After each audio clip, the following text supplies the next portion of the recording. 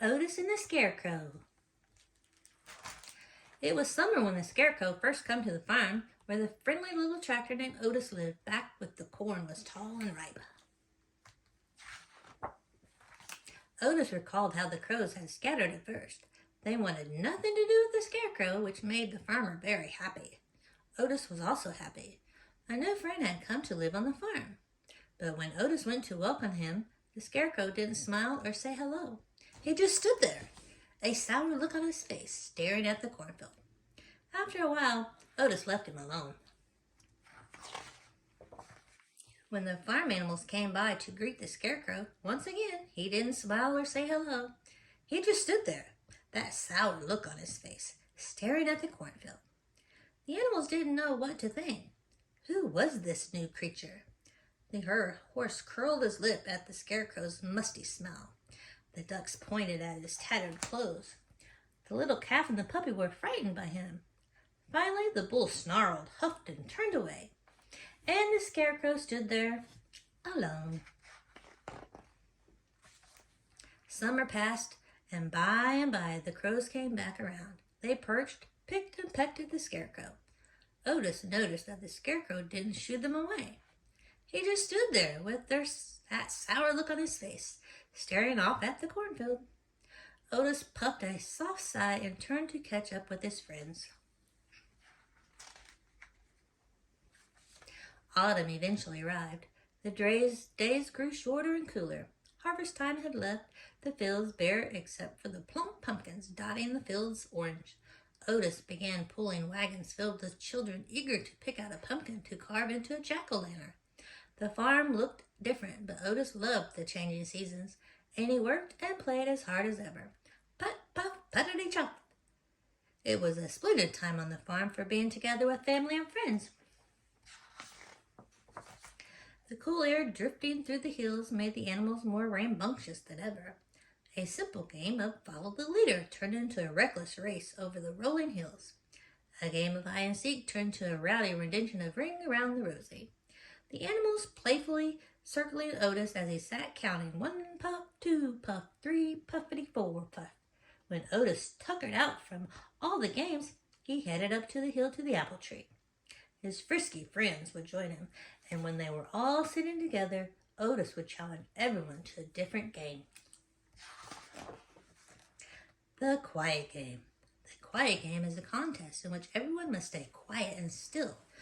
No sounds, no laughing, no snorting, quacking, giggling, or puffing.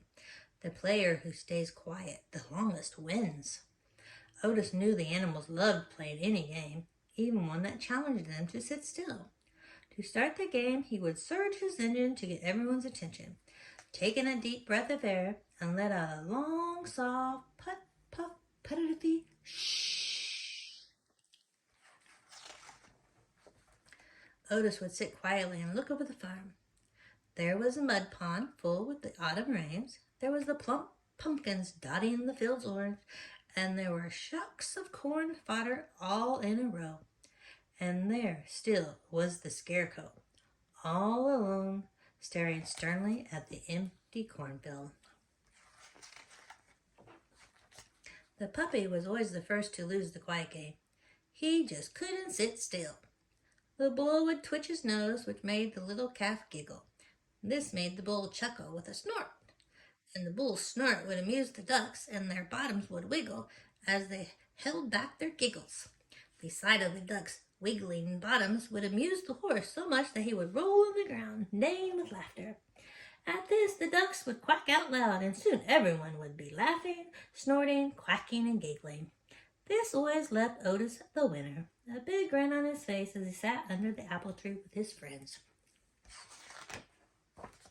One day, a cold rain set in. Otis and the animals ran for cover under the apple tree. They huddled together for warmth as Otis looked over the farm. There was the overflowing mud pond. There were the shiny wet pumpkins and the soaked corn shocks all in a row. And there, swaying back and forth in the cold wind and rain, was the Scarecrow. Otis couldn't take his eyes off him. He thought about how the Scarecrow must feel. Otis stood up. He marched down the hill, put, puff, puffity chuff, and crossed into the empty cornfield. Without hesitation, Otis chuffed and puffed straight up to the Scarecrow. Back under the apple tree, the animals watched intently. Otis looked up into the painted eyes of the Scarecrow and smiled. The Scarecrow didn't smile back. He just stared off at the empty cornfield as always. The two of them stood quietly in that great big field as the wind and rain battered them. Then Otis turned his body around and backed right up alongside the Scarecrow. And with a chuff, he sat down next to him. Suddenly, the little calf and the puppy scampered down the hillside, crossed into the cornfield, and curled up right next to Otis.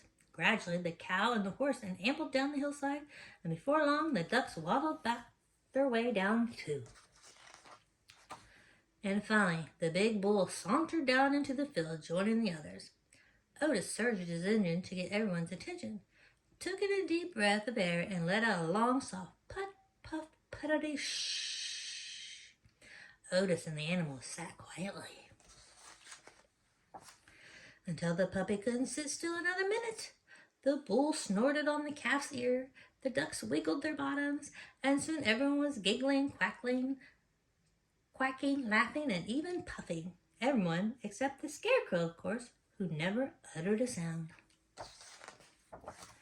Yet, as Otis watched, he couldn't be sure, but he thought he might have seen the Scarecrow smile.